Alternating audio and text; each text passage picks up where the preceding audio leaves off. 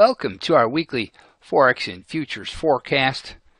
As always, we need to remind you that trading is a risky endeavor and not suitable for all investors. My name is Jay Norris. I wrote the book, The Secret to Trading, Risk Tolerance Threshold Theory. Hey, it's good to be back. We were away last weekend. That's always nice. But we're back now. Let's get back to the charts. Here's the Australian dollar. Sideways. I mean, it's been sideways. I think that's what we said last time. It's what you're going on over a year of sideways. And if you pan out, you'll see more sideways. Just a larger sideways formation there. So, it's been a little disappointing compared to the other capital markets. On the other hand, it's still producing.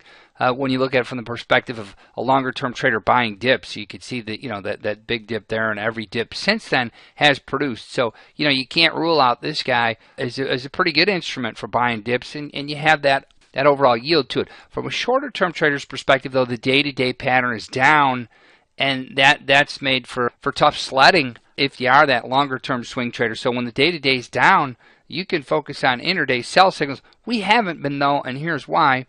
We're essentially trading with our macro ratio. Here's the big picture for us. That would be the environment, basically the macro financial environment. And you can see you have the majority patterns up. You have that alpha market, S&P 500, the alpha dollar yen up too. So we're not going to go against the alphas, particularly when you have the majority of markets in that ratio bullish. So even though the majority patterns happen to be down, those shorter term patterns, albeit down in the Aussie, we're not really going after the short side. There's just too good a picking as far as dollar yen, S&P 500, even euro US dollar. Euro US dollar has the majority of the patterns higher in line with the macro ratio. So that's in itself why we're not really going after the short side in the Aussie. Next market, euro US dollar. And it's not the healthiest looking chart. You can see that right away. You've got what we call the barbed wire here. You got a big day-to-day sell zone just ahead. You got that primary sell zone. But you know what? That secondary is up, and that secondary has been pretty reliable. This is the same secondary move that started last summer. It's still very much in place. You have the shorter-term intraday patterns in here. Your 20-day pattern, your 10-day pattern are up. And the reason we've been focusing on the long side in the euro more recently is because you have the majority of patterns up. And that when you have the majority of patterns up and you have it in line with that macro ratio, the bigger picture supporting of it, you can't sell rallies. So really, we've been, if anything, we've been looking to buy shorter term dips here. We got a nice one on Friday. Kind of uncharacteristic for me to go against that day-to-day pattern, but you have to go trade with the majority, particularly when that macro ratio is in support. So what we're seeing is strength in dollar yen, strength in U.S. stock market is lending strength to the euro US dollar. So you're not going to see a big sell-off in the euro as long as you have strength in these other markets. And here's your dollar yen next, really the alpha market. We would have thought when you had that double top, we'd see more of a correction. But I guess this, here was the tip-off. And we were working the long side in dollar yen all week, too, from an intraday basis in our live market analysis, etc. This is a shallow retracement right there, and that's a sign of strength. Here's another one, even a more shallow retracement, and they're going right back to that par level. So you could potentially see a breakout above par. There's going to be some room up above. That's the bottom line. If you look at this guy from a longer term perspective, you're only at the 50% retracement level of that bear market, of the 07, 08, etc. bear. So you're only at a 50%. What's to say you can't break through there and climb up towards that 618 or 625? So you can't rule out a breakout in dollar yen just because it's par level. I wrote an article, maybe I tweeted it. I said 100 in dollar yen, it's just a number.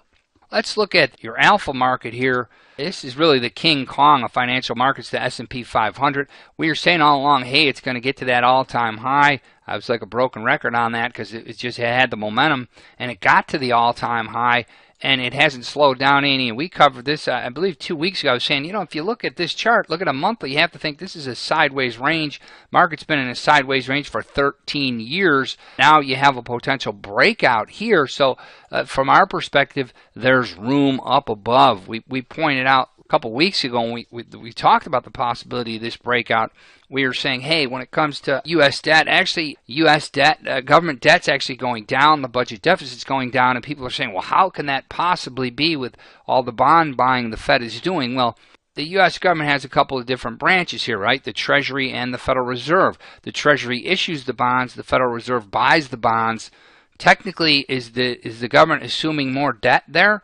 We don't think so, because at the end of the day, if one hand is buying bonds from the hand that's borrowing, it's a net flat effect, right? From an accounting perspective for the government. The benefit of all this is they pin interest rates at zero.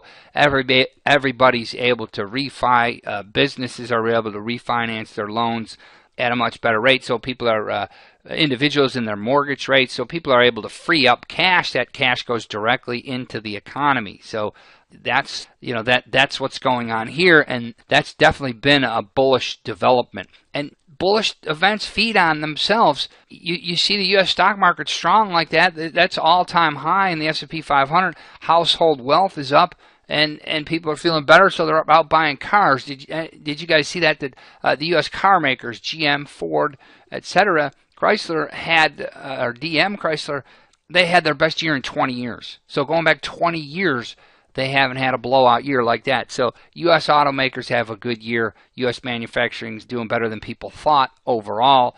I'd still like to see some better numbers out there. Our Chicago Managers Purchasing Index is a little soft, actually below 50 last week. On the other hand, you can't argue with the momentum of these markets. So yeah, potential breakout in the stock market.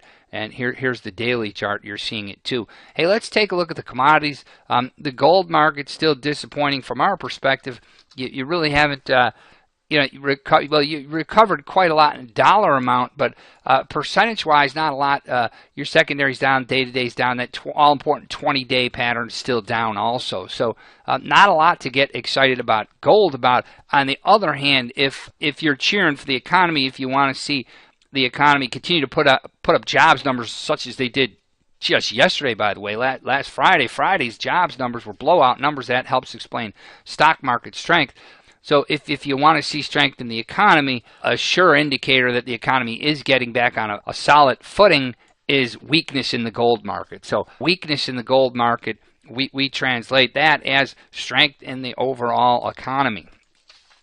Let's take a look at crude oil, because this is a market that's I think this is causing the problems. Here's why you have those soft Chicago Purchasing Managers Index last week, because crude oil prices just won't go down. They're just stubbornly high.